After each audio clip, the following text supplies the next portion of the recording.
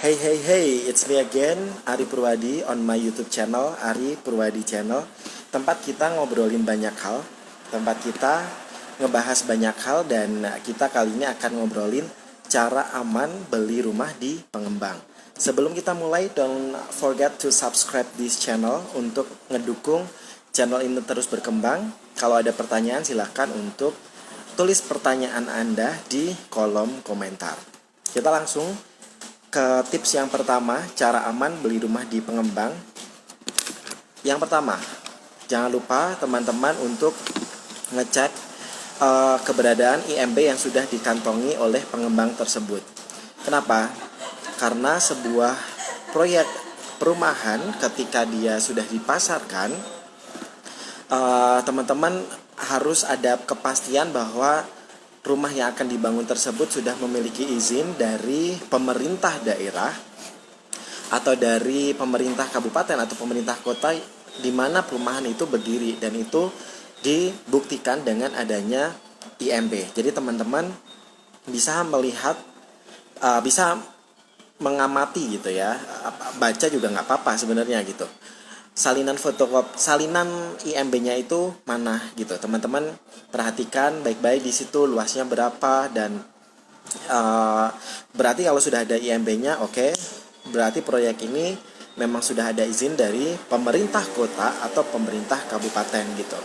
Itu yang nomor satu. Kemudian yang nomor dua, teman-teman bisa meminta salinan dari gambar rencana teknis perumahan tersebut. Itu menjadi hak teman-teman untuk menanyakan dan untuk melihat bagaimana tipe rumah yang akan dibeli itu, gambar rencana teknisnya seperti apa gitu. Jadi misalnya teman-teman memilih tipe 58 atau tipe barangkali tipe 60 atau tipe 48, itu gambar rencana teknisnya seperti apa gitu. Itu pasti dari pengembang tersebut sudah ada dokumen dari gambar rencana teknis atas perumahan tersebut. Jadi perumahan itu kan biasanya banyak ya, ada unitnya, kemudian ada fasilitas umum ataupun fasilitas sosial ataupun tempat ibadah ataupun let's say pos satpam atau gerbang. Nah, itu semua sudah tertuang di dalam gambar rencana teknis bangunan. Nah, teman-teman bisa ngecek bagaimana gambar teknis rencana bangunan yang nantinya akan teman-teman pilih tipenya gitu. Itu yang kedua. Dan yang kedua ini, teman-teman bisa meminta fotokopiannya itu yang sudah disahkan oleh institusi terkait, biasanya DPU PKP. Jadi gambar rencana teknis tersebut sudah disahkan, sudah ada tanda tangan basah, udah ada stempel basah juga, tapi cukup fotokopiannya saja sebenarnya. Itu ya tips yang kedua. Kemudian tips yang ketiga, ini teman-teman meminta salinan sertifikat hak guna bangunan dari PT tersebut. Jadi ini penting banget teman-teman. Kenapa? Karena teman-teman membeli rumah tersebut itu untuk jangka waktu yang sangat panjang mungkin ya, untuk KPR gitu ya. Dan ketika cash pun juga pasti itu jangka waktunya sangat panjang gitu. Mungkin tidak hanya 5 tahun kemudian dijual, kan enggak gitu, apalagi yang rencananya untuk ditempati. Nah, pasti goal akhirnya teman-teman di situ adalah balik nama menjadi milik pribadi teman-teman gitu. Jadi nggak mungkin teman-teman ketika beli properti teman-teman akan ngediemin saja tetap menjadi milik penjualnya, itu kan nggak mungkin gitu. Jadi teman-teman, sertifikat HGB atas nama PT ini penting banget. Kenapa? Karena ada kepastian bahwa memang tanah tersebut sudah dikuasai oleh PT tersebut, dan ya karena yang menguasai PT badan hukum berarti statusnya hak guna bangunan gitu kan. Nah, kenapa saya menaruh ini ya di yang ketiga gitu teman-teman? Sebenarnya kalau yang pertama IMB, kemudian IMB ya, terutama IMB ini sudah ada di PT tersebut, bisa ya 90% PT tersebut sudah memiliki tanah atas nama PT dan hak guna bangunan gitu. Jadi ketika sudah ada IMB-nya hampir bisa dipastikan 90% gitu ya, dia status tanahnya sudah HGB atas nama PT gitu. Karena yang saat ini sekarang ini memang sebuah perumahan ketika mau maju IMB tanahnya sudah harus dikuasai gitu. Itu yang ketiga gitu. Kemudian yang pertama IMB, kemudian tadi ya IMB, kalau gambar rencana teknis sih biasanya nggak dipajang juga gitu. Nah IMB ini biasanya akan dipajang oleh perusahaan tersebut di kantor pemasaran mereka gitu. Jadi salinannya akan dipajang di kantor pemasaran mereka bahwa memang perumahan tersebut, proyek atas perumahan di PT tersebut memang sudah ada IMB-nya. Itu sebagai sarana mereka untuk melakukan jual beli, untuk melakukan promosi. Jadi memang sudah ada IMB-nya gitu. Itu yang 1, 2, 3 gitu. Kemudian yang keempat, nah ini teman-teman bisa mencari tahu reputasi bagaimana pengembang itu gitu. Tentu saja yang di kepoin ya reputasi yang positif gitu ya, bukan reputasi yang negatif gitu. Bagaimana track record dari pengembang itu gitu. Itu bisa dilihat dari mungkin perjalanan catatan-catatan mereka di jejak-jejak digital gitu. Nah, kenapa saya menaruh ini yang keempat? Kenapa enggak yang pertama gitu, teman-teman?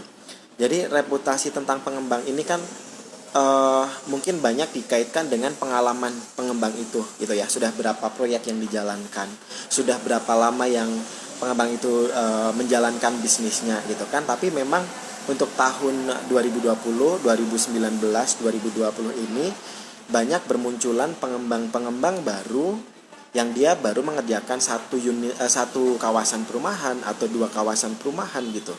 Jadi track record dari pengembang-pengembang baru ini memang belum banyak gitu kan. Karena memang proyek rumah-rumah subsidi terutama dari pemerintah pusat itu sangat banyak, sehingga muncul banyak pengembang-pengembang baru gitu. Nah, kenapa saya menaruh ini yang keempat? Karena tadi banyak bermunculan pengembang-pengembang baru, tapi sebenarnya ini bisa minimalisir dengan tadi adanya IMB, kemudian fotokopi sertifikat tanah HGB itu sudah atas nama PT dan sudah ada IMB-nya. Bisa lebih bernafas lega gitu kan, walaupun merupakan perusahaan baru gitu. Kemudian teman-teman bisa melihat juga reputasi perusahaan tersebut. Kalau pengembang baru ya ketika survei ke lapangan, teman-teman ngecek bagaimana kondisi di sana gitu ya, proyek yang sudah dibangun itu hasilnya seperti apa. Kemudian mungkin bisa nanya ke tetangga kanan kiri, apakah halo teman-teman apakah penghuni rumah di kanan kirinya itu sudah cukup puas dengan layanan dari pengembang tersebut gitu. Jadi benar-benar teman-teman bisa cross check itu dari konsumen-konsumen yang sudah beli sebelum teman-teman. Itu yang keempat, reputasi. Kemudian yang kelima, ini teman-teman bisa memastikan pengembang tersebut merupakan anggota dari asosiasi pengembang gitu. Jadi di Indonesia ini memang ada asosiasi pengusaha properti gitu ya, asosiasi pengembang gitu. Namanya bermacam-macam dan ada lebih dari satu. Mungkin saya tidak terlalu paham tentang itu. Nah, teman-teman bisa melakukan cek apakah perumahan tersebut merupakan bagian dari asosiasi. Kenapa? Ketika terjadi penyelewengan atau tindakan-tindakan wan prestasi antara pengembang yang merugikan konsumen. Nah, konsumen bisa mengadu, bisa meminta pertolongan kepada asosiasi tempat pengembang ini bergabung. Nah, asosiasi nanti akan membantu sebisa mereka tentu saja sebelum teman-teman melanjutkan ke jalur hukum atau ke laporan-laporan yang lebih tinggi gitu. Jadi teman-teman bisa mediasi dulu dengan perumahan tersebut melalui asosiasi pengembang. Itu yang kelima. Tapi kalau pengembang tersebut ternyata bukan menjadi bagian dari asosiasi, nah ini asosiasi tidak banyak yang bisa dibantu gitu. Kemudian kita yang keenam, ini teman-teman memperhatikan skema pembayaran. ya. Jadi skema pembayaran ini tentu saja ada cash, ada kredit gitu. Nah, cash ini juga ternyata ada dua teman-teman, ada bukan, kredit ini ada dua teman-teman. Jadi KPR yang dia itu lewat perbankan, kemudian kredit in-house yang itu langsung bayar ke perumahan gitu, langsung bayar ke PT gitu. Tentu saja ini yang paling aman adalah teman-teman melakukan, kalau misalnya teman-teman ngambil kredit gitu ya, teman-teman paling aman adalah melakukan pembayaran kredit baik KPR baik perbankan. Jadi pastikan bahwa PT tersebut sudah bekerja sama dengan perbankan. Kenapa?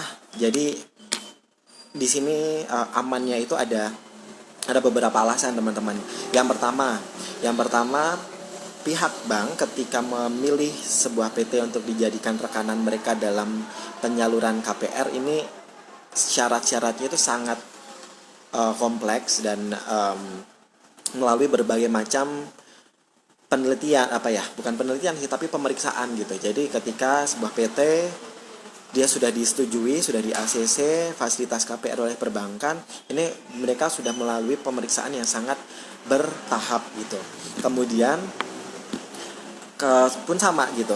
Jadi masyarakat ketika mengajukan KPR ke perbankan itu juga gak langsung di ACC. Jadi dia juga melalui pemeriksaan yang bertahap. Jadi ketika melakukan KPR ke perbankan, konsumennya juga merasa aman, pun pengembangnya juga merasa aman gitu, karena pihak bank ketika meng-ACC konsumen itu sudah melalui berbagai macam pemeriksaan terkait dengan kemampuan finansial dari konsumennya juga gitu ya. Nah, ketika teman-teman melakukan kredit in-house langsung ke PT-nya, ini sangat-sangat beresiko gitu. Jadi ini saya kemarin juga baca dari Instastory teman saya, dia itu melakukan DP ke sebuah perusahaan pengembang gitu kan, melalui marketing tentu saja, dan DP-nya itu ternyata tidak disetorkan ke PT-nya gitu. Jadi jadi ini konteksnya oknum marketing ya. Jadi oknum marketingnya ini menerima uang muka 100 juta rupiah dari masyarakat, dari pembeli, tapi uangnya nggak disetorkan, dipakai untuk kepentingan pribadi gitu. Nah, masyarakatnya ini, korbannya ini merasa bahwa rumahnya kok nggak dibangun padahal udah DP gitu. Kemudian dia melakukan cross check, ternyata tanah yang dijanjikan di masa ini promosi, ternyata tanahnya belum atas nama PT gitu. Kemudian proyeknya juga nggak jadi dibangun di situ gitu kan. Dicari terus marketingnya ini, dan ketika dicari nggak segera ketemu gitu. Kemudian setelah ketemu ternyata dijanjikan untuk dibangun di kawasan yang lain. Nah seperti itu terus, jadi blunder gitu kan. Dan ternyata PT-nya juga tidak jadi membangun sebuah perumahan gitu. Sampai ketemu beberapa kali dengan proses pembicaraan yang ruwet, akhirnya marketing ini mengakui bahwa dipakai pribadi, dan dia sanggup untuk membayar, tapi ironis banget dicicil gitu 200.000 per bulan gitu. Itu kan ya mau dilunasi berapa tahun aja gitu kan. Jadi resiko-resiko kalau teman-teman melakukan pembayarannya tidak melalui KPR, itu salah satunya seperti itu gitu. Teman-teman akan menghadapi masalah penggelapan yang dilakukan oleh oknum dari PT tersebut gitu kan. Kemudian ketika dan itu pun ketika teman-teman melakukan pembayaran KPR, bukan KPR tapi kredit in-house langsung ke PT pun, itu secara keamanan, dari segi keamanan konsumen memang lebih aman kalau teman-teman lewat KPR gitu. Itu yang keenam ya. Dan masih terkait dengan yang keenam ini sih. Jadi kalau misalnya teman-teman melakukan segala bentuk transaksi, itu dipastikan transaksinya masuk ke perusahaan, ke PT tersebut, atau paling tidak ke owner dari PT tersebut gitu. Jadi kalau diterima marketing saja dengan kwitansi PT gitu ya, teman-teman jangan langsung percaya gitu, harus ada double cross check gitu. Misalnya udah diterima sama marketing PT tersebut, ya di cross check lagi, uang saya udah masuk ke PT kan gitu. Itu sah-sah aja gitu. Itu yang keenam ya. Kemudian yang ketujuh, ya teman-teman tanya dulu nih ketika sudah deal, sudah jadi mau milih rumah yang mana, teman-teman nanya ke marketing, ada nggak nih garansi booking fee atas rumah yang mau teman-teman ambil gitu. Jadi booking fee ini kan komitmen ya, tanda jadi gitu ya, atau uang kepastian gitu, dan nominalnya beragam gitu, ada yang 5 juta, ada yang 10 juta, atau mungkin ada yang lebih dari itu gitu. Jadi booking fee ini uang kepastian gitu, bahwa konsumen memang benar-benar komitmen untuk ngambil uang tersebut gitu, untuk ngambil unit tersebut gitu. Nah itu sah-sah aja bagi pengembang, bagi PT untuk ada booking fee gitu.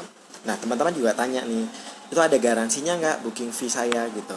Maksudnya di sini adalah ketika KPR-nya nanti disetujui sama perbankan, berarti booking fee itu kan memang bagian dari nilai yang uang jual beli gitu ya. Tapi kalau misalnya KPR ini nggak disetujui, karena kan KTP teman-teman untuk dimasukkan ke perbankan itu pasti nanti akan ada dua kemungkinan, selalu ada dua kemungkinan, disetujui ataupun tidak disetujui dengan alasannya sendiri-sendiri gitu. Jadi nggak ada jaminan KTP teman-teman ketika KPR ke perbankan disetujui gitu. Nah ketika nggak disetujui ini, booking fee-nya itu ada jaminan, ada garansi kembali nggak gitu kan. Kalau ada berapa persen gitu, ya kalau bisa 100% gitu. Tapi kalau misalnya nggak bisa 100% ya berapa, kayak 50% atau 75%, itu ditanyain baik-baik dengan pihak marketing. Itu yang ketujuh. Kemudian yang kedelapan, ini teman-teman jangan membayar door payment atau DP ketika KPR belum disetujui oleh perbankan ya. Jadi tadi ada dua kemungkinan, KPR-nya disetujui apa nggak disetujui dengan alasannya masing-masing gitu. Nah ketika disetujui baru teman-teman membayar uang muka gitu kan. Kalau tidak disetujui ya berarti ya nggak bayar gitu, karena KPR-nya aja nggak disetujui kan gitu. Itu yang ke-8. Kemudian yang ke-9, tadi yang ke-9 sudah termasuk segala bentuk transaksi dilakukan kepada perusahaan, dipastikan masuk ke rekening perusahaan ya, kalau bisa ya, rekening PT itu kan bisa tuh. Itu yang ke-9 gitu. Jadi teman-teman jangan mudah percaya menitipkan uang ke marketing atau ngasih uang ke marketing dengan kwitansi yang mungkin sudah di situ sudah PT gitu ya. Tapi kan untuk menghindari segala sesuatu yang tidak diinginkan kan boleh jaga-jaga di depan gitu. Kemudian yang 10, ini teman-teman ketika membayar uang muka ini juga sekaligus untuk menandatangani PPJB. Ini PPJB itu perjanjian pembuatan jual beli ya. PPJB apa sih? Nanti teman-teman bisa ini ya, bisa googling ya, PPJB arti yang lebih benar itu apa gitu. Harga, jadi di dalam PPJB ini, PPJB perjanjian pengikatan jual beli. Sorry, aku hafal tapi rada ngeblank gitu. Nah, PPJB itu perjanjian pengikatan jual beli. Jadi di dalam PPJB itu nanti akan termuat hak dan kewajiban pengembang, hak dan kewajiban pembeli. Di situ juga tercantum harga rumah, kemudian proses pembangunan rumahnya seperti apa. Kalau misalnya rumah siap bangun ya. Kalau teman-teman mau lihat video saya tentang rumah siap bangun, ada di description box juga. Nanti akan saya taruh. Kemudian biaya-biaya yang harus ditanggung pembeli, kemudian klausul-klausul mungkin akan selesai dalam berapa lama gitu ya, 6 bulan atau 1 tahun gitu. Jadi teman-teman punya pegangan dalam proses jual beli itu, klausul-klausul, hak-hak dan kewajibannya apa saja itu tercantum di dalam perjanjian pengikatan jual beli tersebut. Kemudian yang ke-11, ketika sudah mulai proses pembangunan rumah, ini kasusnya lebih spesifik lagi kalau rumah siap bangun. Ini teman-teman memantau dan mengawasi terus, dan bisa dicantumin juga bahwa teman-teman punya hak untuk mengawasi gitu di PPJB-nya ya. Jadi teman-teman harus aktif memantau bagaimana pembangunannya. Well, tiap hari ke lokasi pun juga sah-sah aja gitu untuk melihat bagaimana prosesnya gitu. Jadi misalnya pendulangan pondasinya itu seperti apa, kemudian diameter besinya itu seperti apa, material-material yang digunakan seperti apa, itu teman-teman bisa melihat proses pembangunannya, pasti di hati juga lebih puas gitu kan. Itu yang ke-11. Kemudian yang ke-12, ketika sudah jadi lakukan akta jual beli. Jadi akta jual belinya silahkan untuk disusun, sekaligus ini biasanya sama Bapak Ibu notaris itu diuruskan untuk perubahan HGB menjadi SHM gitu. Hak guna bangunan menjadi hak milik, yang tadinya hak guna bangunan atas nama PT, nanti di proses akta jual beli ini sekaligus diubah menjadi akta nama atas nama pembeli gitu. Nah, ini kan teman-teman nanti yang akan disimpan di perbankan gitu kan. Jadi sertifikat hak milik atas nama teman-teman yang akan disimpan di perbankan sekaligus untuk nanti diangsur kekurangannya. KPR itu bisa 10 tahun atau 20 tahun gitu. Nah, teman-teman kan memang sangat berhak terhadap dokumen legal atas tanah ini gitu. Jadi udah berkali-kali saya bahas bahwa untuk menaikkan HGB ini ke SHM, teman-teman membutuhkan IMB pemecahannya. Jadi tentu saja dalam mengubah HGB menjadi SHM ini teman-teman juga sudah harus meminta IMB split atau IMB pemecahan dari PT-nya gitu kan. Nah, enak teman-teman sekarang kalau KPR yang disimpan di perbankan itu berarti sudah hak milik atas nama Ari misalnya gitu ya. Jadi kalau kita ngangsur 10 tahun, 20 tahun ya sudah aman gitu, karena kan sudah SHM gitu. Jadi nggak ada jangka waktu di sertifikat tersebut gitu. Kalau yang disimpan masih atas HGB, sementara HGB kan 30 tahun harus diperpanjang gitu kan.